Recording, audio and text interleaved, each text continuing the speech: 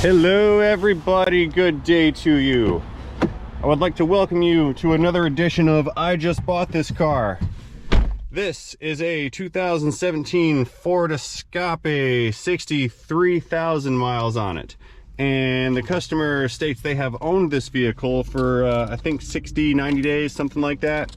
And this particular vehicle continues to give them an overheating problem. They have been adding coolant to it for quite some time, it appears.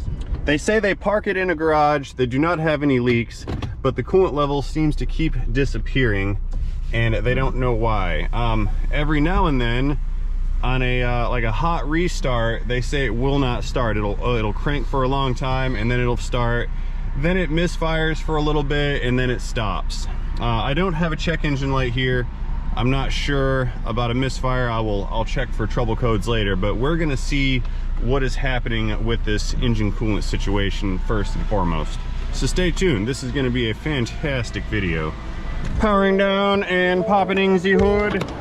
All right, let's see, we're rocking out the 1.5 liter turbine powered EcoBoost 4-banger today. Let's go ahead and restart this, let it come up to operating temperature, and we will inspect visually for leaks, and if necessary move on to more advanced diagnostic procedures. All right, I'm gonna let this little 4-cylinder bang away for a little while, come up to temp, and we'll see if it develops any misfires or interesting. I hate to interrupt myself, but I'm seeing some bubbling action happening at the coolant bottle here. And we're a little low on our level. Oh yeah, looky here, look. See bubbles and coolant passing there. Okay. I wonder. First things first, I always check for electronic fan activity. It looks like both fans are running at this time, so I'm not suspecting an airflow issue. However, I do see one major issue going on right here.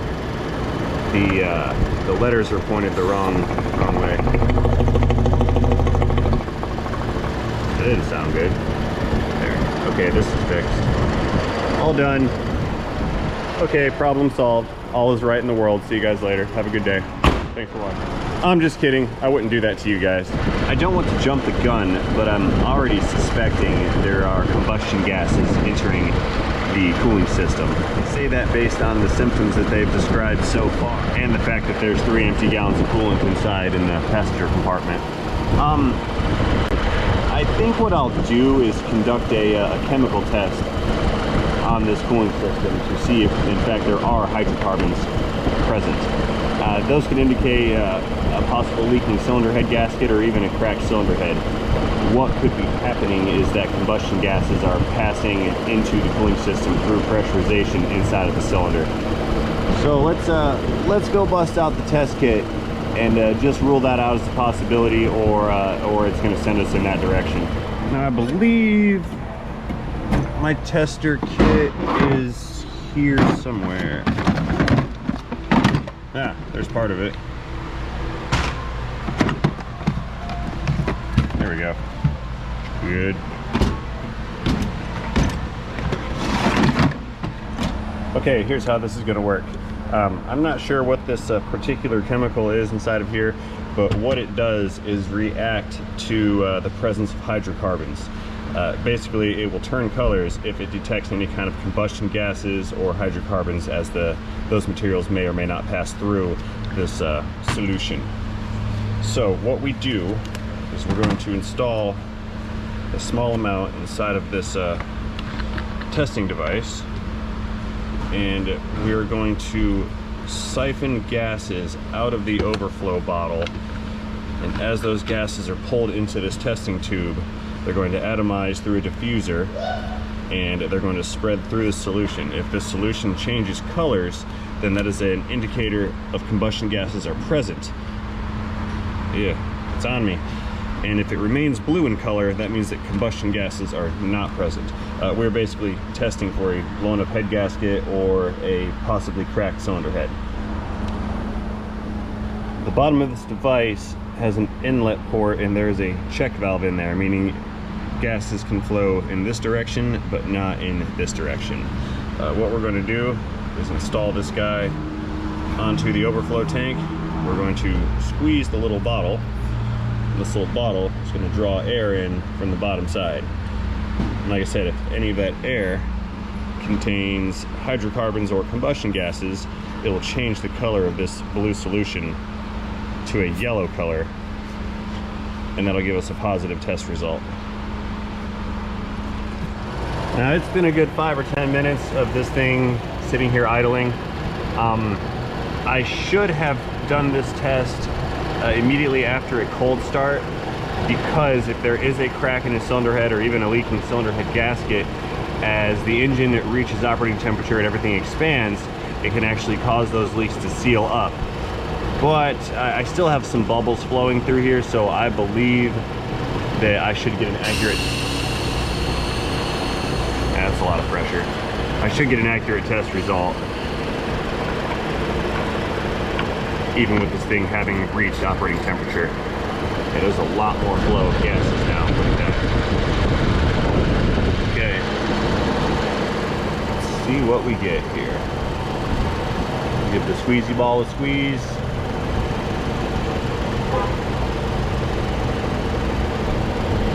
Look at that. It's an immediate change in color.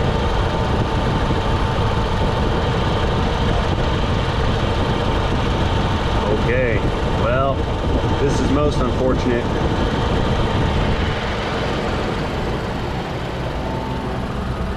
This is indeed a confirmation that combustion gases are present inside of this cooling system. And we'll go back for comparison. We've got this dark, nearly opaque blue color, and we have transformed into a translucent yellow color.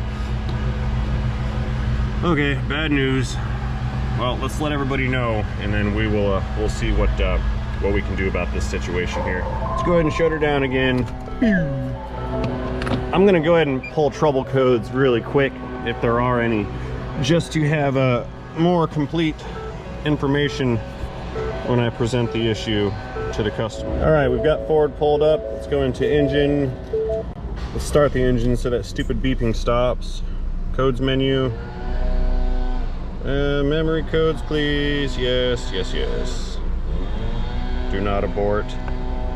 We've got a P0217 engine coolant over temperature condition. P0316 misfire detected.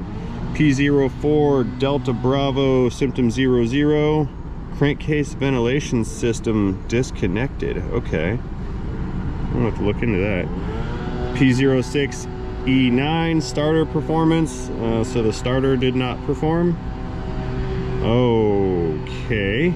And a P1285 cylinder head over temp condition. That's a huge indicator right there. This engine starter performance code is interesting. I almost wonder if there's coolant leaking into a cylinder and it hydrolocked, because they did mention that they went to start this car and it just it like turned over some and then clicked and stopped and didn't do anything else. At that point they had it towed here, and it's been here overnight. I wonder if they have coolant or had coolant inside of one of the cylinders. Yeah, this is kind of getting worse. Let's take a look at this PCV crank ventilation disconnected business right here real fast, and we'll inspect the engine to see if in fact it is disconnected. I don't think that's the cause of the issue. That's just a interesting kind of code to me. I've never seen that before.